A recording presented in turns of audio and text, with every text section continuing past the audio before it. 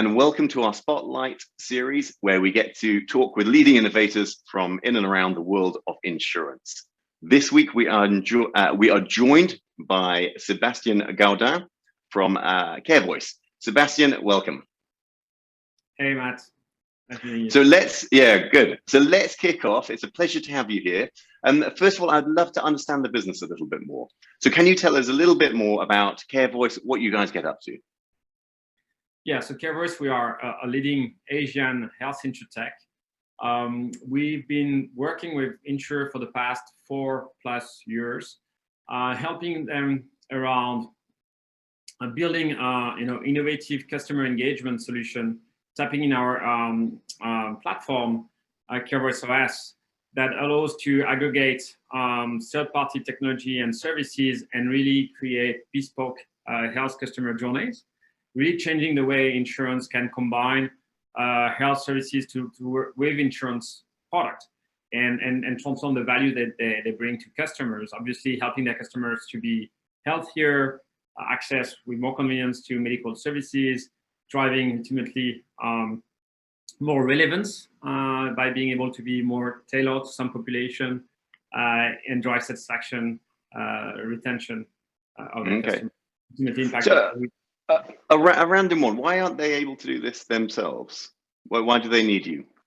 Yeah, so I think what has been very interesting, I think, in the past 10+ years, combining health services and insurance actually is not really new. The first insurer who did this quite successfully is Discovery with Vitality program, right? Which was really the first health engagement program combined with insurance. And actually it was so successful that many other insurers license out, licensing, right, the technology in different markets.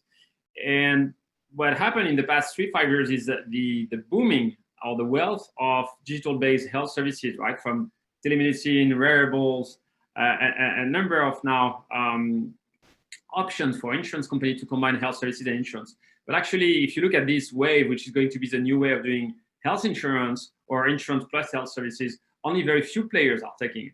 You see it a few digital native players like Oscar Health or Alan. And among the incumbent or traditional players, you have some exception, Ping An in this part of the world, right? Sure. They build this Ping An Good Doctor. But actually, most insurers really struggle around this health and customer engagement. And the main reason is that insurers don't have the digital capability to build this, especially the ability to integrate with multiple technology and services that are needed ultimately to really take advantage of this very, very broad ecosystem out there that needs to be pulled together and make it accessible to their customers. Sure, thanks. I get that fully. Tell me, so we met, I don't know, I feel like COVID has stopped time, a couple of years ago, maybe 3, in Shanghai. So I feel the business so you were doing great then, yeah? So CareVoice was a fantastic business even then, and that's why we wanted to come and spend some time with you, and we took a client over there and try to bridge that connection between you guys. Now, the business I saw then to the business I see today is very different. You've had a phenomenal couple of years, and I'm sure a great future, which we'll talk about a little later on in this chat. And if you can, it's a big ask, but are you able to walk me through the milestones, right? So from the entrepreneur who had the idea of setting up this business all the way through to the key stages, both, I don't know, obviously fundraising has an aspect to it. The product set has changed over the years, who you work with, your partners in the ecosystem, all that kind of thing. Are you able to walk me through a little bit of the journey of CareVoice? So where you started and where you are today? Sure, I can try. So actually the company started in a very different model than what we've been doing for the past 4 or 5 years with insurers. I think initially we were a consumer app where we were helping Chinese consumers with their trust issue with medical hospitals and doctors. So we were kind of TripAdvisor for healthcare. So that's how we started, and we pick up on that model. But then, for different reasons, we fully pivoted the business late 2016 with the first insurer contract. And that's what started really the journey working with insurers as an enterprise software, as I said, around combining health services and insurance through innovative customer digital solutions. And we've been, I would say, have three main phases. The first phase was actually when we took our asset, which was CareVoice app, and we opened up the access to the app to insurers like AXA, which was the first one, and their customers.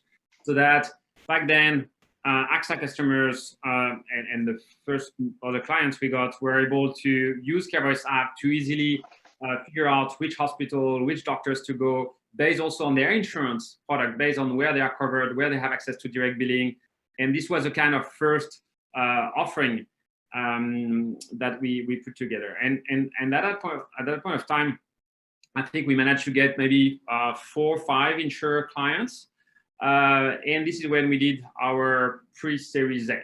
So first time we got VCs, it was 1 year after doing an accelerator program that helped us in our transformation from a consumer app to a more enterprise software and so on. And we raised back then like $2 million US.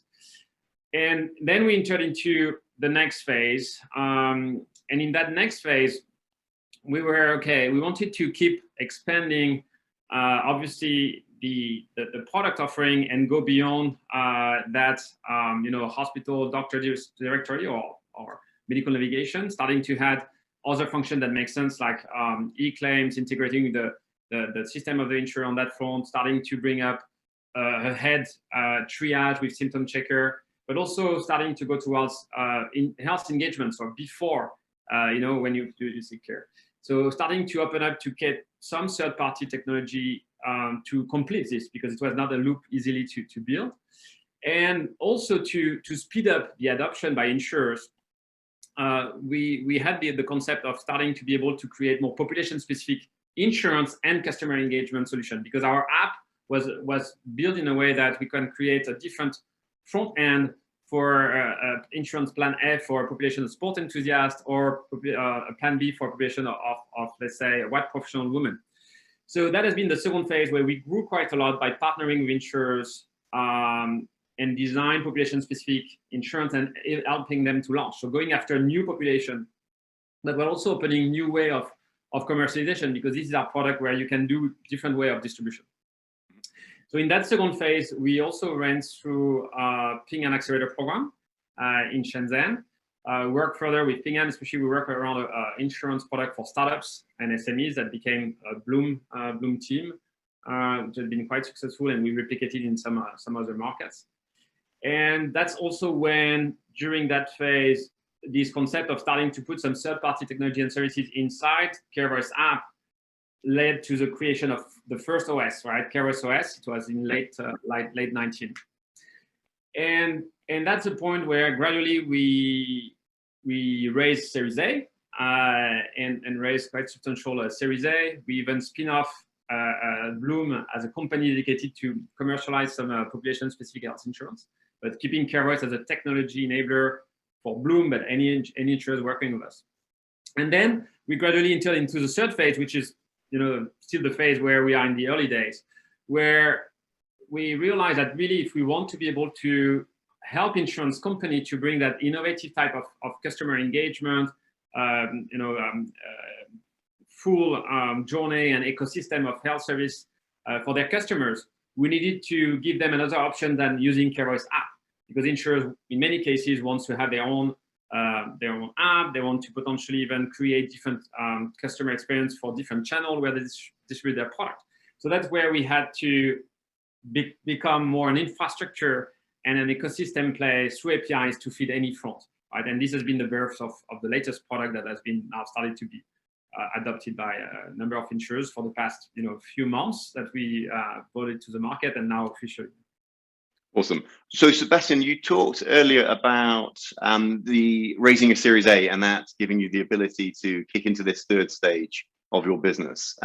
Just keeping with the financing a little bit, what's next for you in terms of fundraising or the kind of raising money journey, and kind of where's your sort of your business performance? Where are the numbers at to support that that next round or that next journey for you guys? Yeah, so we briefly mentioned that COVID has been obviously a good driver in terms of demand for health insurance, but also digitalization of insurance and bringing more health services. So actually in the past 12 months, we tripled our revenues, and this we did it without increasing our expenses. So we managed to hit a positive EBITDA milestone, which is good for a tech company and reflect also congratulations the efficiency of the model. That said, in that context, we've already just actually announced also additional capital as part of an ongoing B round. So this funding is really to allow us to manage our current growth, right? We have a number of customer project deployment. We want to speed up the product roadmap delivery around this new version of the platform. And so strengthening more product and engineering team and also customer success team. So that funding and also some resources that we got from some of the investors joining are going to help us to continue to accelerate, including our geographic expansion. And so we foresee that within the next 3 to 6 months, we're going to hit some important milestones in terms of, again, number of markets, impact of the contract and the implementation we have with the latest version of the platform that would allow us to complete quite a big B round. Love it. Okay, that's a great answer. Thank you. I'm gonna stop you there because I want to dig a little bit deeper on who you are and you as an entrepreneur before we talk about this third phase, because I think that's going to be super interesting, and not only for you as a business, but I think for the wider health insurance market as well. So look, let's rewind the clock if you'll humor me, Sebastien. So I'm fascinated by what drives people to set up businesses, how their background maps to what they're doing today. It's always a classic from an external perspective, certainly from a venture capital perspective. The assessment of the founding team and the expertise within that, directly linked or directly correlating with the likelihood of their success as a business. So look, walk me through, if you would, the kind of, I don't know who you are. So as I understand it, you're a Frenchman in Shanghai, right? So there you've got a story, I'm sure, already. But life as an entrepreneur, how did you get to CareVoice? But also life as a Frenchman, a French entrepreneur in China, and the kind of opportunities that must bring on a global stage for you, because actually also difficulties it must bring on a kind of local stage at the beginning as well. So can you walk me through a little bit about your entrepreneurial journey? Yeah, so as you say, I'm French. I'm in my early 40s. Actually, I've been working more than 20 years in healthcare. I'm a doctor in pharmacy by training. I spend a decent amount of time working in pharmaceutical industries and always driven by bringing innovation. So in my early career, it was more about partnering with biotech companies, take their drugs in early stage in a big pharma to potentially bring them to the market. Later on was more to drive marketing and sales and launching new products to the market, launching initiatives to shape how patients are treated and so on. And so it means that I've been always been driven by improving people's health, right? And first also drugs and set of services, and now, for the past 5+ years through software and still different resources that are needed offline. So I think my background in healthcare and working with different stakeholders helped me also to look at solutions where you need to tap into an ecosystem to make impact on people. The entrepreneur side of me, I think, started quite early. I think at 13 years old, I was already running a shop for the summer where I took some shoes from the previous season and sell it in a small shop that I managed to get through a friend of my dad. Then later on, I was student. I launched a website in the biggest pharma conference in France, and people were thinking, okay, who is this new startup, right? It was the beginning of internet, 2000, but it were just a student-led initiative. So I think that was always inside me. Then I decided my first part of career go more to corporate, where obviously you can learn a lot, and still healthcare back in 2004-5, except biotech, but there is still very little entrepreneurship, right? So yeah, I went through the pharma and a big company and learned a lot. And then being in China, when I arrived working for a big pharma company and leading diabetes here and working across stakeholders, launching apps, exploring the private healthcare and private insurance for that gave me good exposure and the excitement of local market entrepreneurship, where I say, okay, let's go for it. Obviously, I underestimated the challenge as an entrepreneur in China and a foreigner to do so. But I think if you pass the first milestones and you manage to really figure out potential unfair advantage versus local players and build a first valuable offering, then it's been amazing, because the market is very, very moving fast and lots of advantage. And then you can bring this overseas, which is always have been something I was keen to. I was not keen to create a Chinese company for a Chinese market, but more a global company. Yeah, no, I can absolutely see that. And I'm incredibly jealous. I've always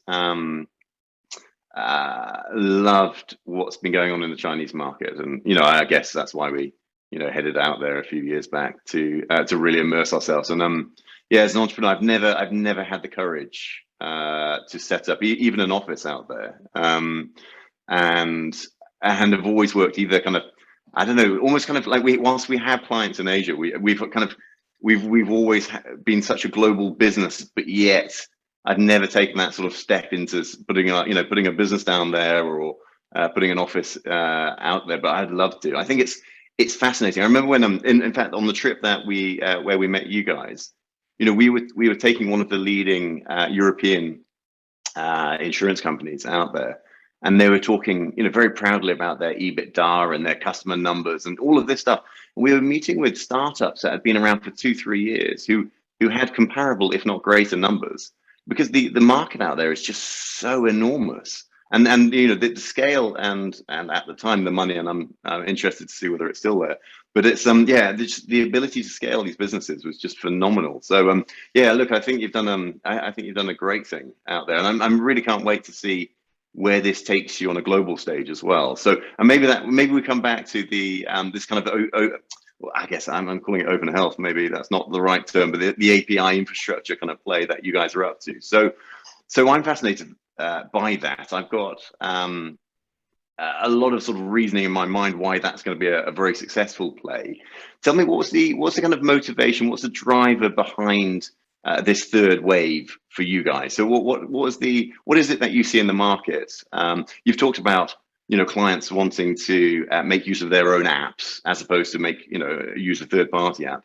But beyond that, I see the market changing to there's a lot of talk about kind of open insurance. There's a lot of talk about embedded insurance. There's a lot of opportunity going forward where the API play seems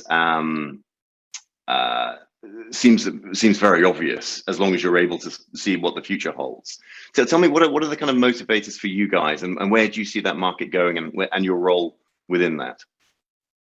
Yeah, I think if you look at the core, right, is allowing any insurer to operate like a digital insurer. And in health or life space, it means a number of things, but it means definitely you need to have an open platform that can allow you to tap into an ecosystem of well-being and health services that allow you to not have separate services and so on, but really bring integrated customer experience that allow you to easily deploy for population specific different and relevant offering, and ultimately also pool the data coming from this ecosystem and the solution you bring to your customers, so that you really drastically improve your ability to service them, but also profile and assess their risk, right? So I think as soon as you want to really play full speed the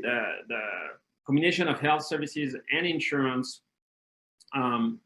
it's not a one company solution. You need to tap into an ecosystem, but then as an insurer, it's very hard to do. So someone has to do it, and it was us, right? We started to do it because it was obvious. As soon as we were willing to help insurers in that field, we needed to bring pieces here and there, and then you start to realize, okay, I think insurers are definitely responders for that. And if you look at from an insurance perspective, is so hard to just partner with one health tech. It may, different culture, the ability to understand how to work together, how to structure deals. It may take just 6 to 12 months to come to a deal. Then as an insurer, if you want to integrate, may take you another 6 months. And most of the time, the insurers don't have the technical infrastructure to easily integrate with those players. And more importantly, to avoid to deliver in silos. Most of the time, an insurer is going to partner with a health tech is going to deliver in silo. So then it's a loss of opportunity because first you have a low utilization rate, you don't have an impact on the insurance product itself, and it doesn't create finally the value for customer and the insurer, right? So then obviously we started to have this, but it was delivered within CareVoice app, but we really wanted to be able to scale because by launching new product is great. It creates your use case. You see, the value you can create, but you have a dependency on how fast and how grow you can scale those new products. And our play was more on enabling from a tech insurer, right? So I think naturally we had to evolve and be able to offer this API-based infrastructure and ecosystem. And we started to design the concept, pitch a few close insurers or insurers. We understand that they may have similar kind of vision. And one of them were Prudential Financial, the US one, right? Sure. And as you may know, they've been working on a total wellness initiative for some time, which was very aligned with where we wanted to go. And the first initiative they had was to launch Vitality, or to partner with Vitality and launch Vitality in Brazil and Argentina. But then to start to expand beyond Vitality to bring other type of health services really in an integrated way and can be different for different customer segment, different channels. For sure, they had to find a technology partner for that. And that was one of the first insurer with who we partnered.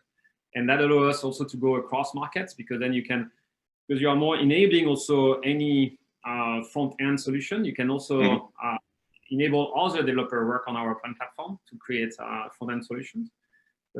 It's quite much more scalable also model. And so talk about that scalability. So where are you guys now? So you talked about phase one when you guys launched your app, which was I guess no more than maybe maybe it was a little bit more than a directory, but those early days, and you had 5 health insurers. So I think I know the numbers for this because we track and monitor everything you guys get up to. But just give us an update on where the business is at today, because you're not just a local tech business anymore, right? So yeah, we have now over 30 insurance companies with who we work across Asia. We've started a strong base in mainland China and Hong Kong already, for the past 18 months, and big insurers in Hong Kong like AIA, Cigna, generally. And naturally, then we started to expand in Southeast Asia. It was late last year. Earlier this year, we got our first insurer contract in Malaysia, in Thailand, and within the next months before the end of the year, we should be in Singapore, Philippines, Indonesia. And at the same time, through those, we put some efforts in expansion in Europe, where we are about to announce new insurer clients. And through some multi-country deals, we are also now covering Latin America. So overall, over 30 insurance covering now those 3 regions. We have 4 million serviceable members and roughly a bit more than 200,000 paid members, which are kind of recurring and growing population for which insurer pay the access to the platform. Okay, lovely. Well done. That's great success. You pleased? Yeah, sure. I would love to go faster. That's always the entrepreneur's answer, right? Yeah. I would love to go faster, but I think it's also an industry where it takes time, right? To partner with an insurer, to implement with an insurer. We've been able to shorten those cycle quite well, but we have also made evolution in our product offering. So if you look at those two dimensions, it takes time, but I think these are important foundation on which we've been, keeping upgrading, creating more value, and more importantly, I think now we see even more our ability to scale faster and much more at a higher with much less limits on the sky. Yeah, but I think that's always the way, right? So you're I don't know whatever the analogy is, the snowball sort of rolling down the mountainside, or you now have a wonderful sort of client set. You've got a great product. The market is aware of you and becoming more so on a global basis, and you have evidence of being able to deliver value for your clients. So in theory, the door should be easier to push. To mix my metaphors a little as the days go on, right? So in theory, it should accelerate more. And I also think I'd be interested in your view. I think the willingness and desire for the big incumbents to partner with health techs, with insurtechs, is becoming greater. So I think that the very fact that they recognize the need to change their business model. Fundamentally, they're moving from how they've always done business into this new sort of, I don't know, caring for their members type role, and it being much less about the kind of the protection side. I think it's I think businesses like yours will become more relevant, but also I think sorry, I asked for your view, but do you see that kind of the open innovation? So this kind of desire to partner with innovators out there is becoming more prevalent. Are you sensing that in the conversations that you have, rather than them go down the route of building it or acquiring, that kind of partnering to accelerate their own innovation? So I think definitely the top of mind of insurers, rise a lot around combining health services and insurance, and yeah, that's true across markets. COVID have only further accelerated this. And that's great. That's great for us. That's great for consumers. That could be better serviced by insurers, right? Create more value, and ultimately, I think there is a closed loop, right? These are positively the way to do insurance. The question about build versus buy, I think, as in enterprise software, has always existed. We often hear that insurers are less likely to adopt, cloud-based solution, enterprise software versus other industries, because insurers have always been fully closed, right? They didn't want to leak any data. It's about risk protection, right? So, but I think this is also changing a lot through, a number of players coming in, really to help insurers to transform this business. So I think it's less and less an issue, but still, you have this potential discussion around build versus buy. And what is interesting is some insurers have been obviously putting a lot of money in building or trying to build, right? And also realize the limitation of this, right? How much cost it takes, time it takes, and uncertainty on the output, and then how much you can really maintain, upgrade, and keep up with the technology advancement. And that's particularly true in healthcare or well-being and health ecosystem, where this is super, super dynamic, right? And you may need to iterate a lot on what you have to test, what you have to bring to customers, what works, what doesn't work, right? And being able to orchestrate a health and well-being ecosystem and bring it much more tailored and efficiently to your customers, that's a bigger challenge. So we see some of them tried and took their learnings and definitely they start to see, okay, we may need to, it may be a much better bet to partner. But I would say most of the insurers won't dare to build, right? So then it's more about, we need to have enough, I would say, cases, examples, proof points, so that the insurers who won't be the first one to do it, the one who have been doing it with us for the past few years with the evolution of offering, have been most of it the visionary one, the first ones willing to. Yeah, sure. Right. So now it's how you get a broader group of insurers adopting that, and I think they have it on their mind. It just need to now make it more and more obvious that works. They can trust us. Other customers, other insurers have been trusting us. We delivered, and we'll keep delivering more and more value. What about so it's really interesting about your products, I guess, your core business, your OS. What about, so a lot of the insurers that you speak with will either already have relationships with health techs in place, or certainly will be looking at health techs that they're keen to work with. But go back to your earlier point. They probably need an ecosystem, and one health tech won't deliver what they require.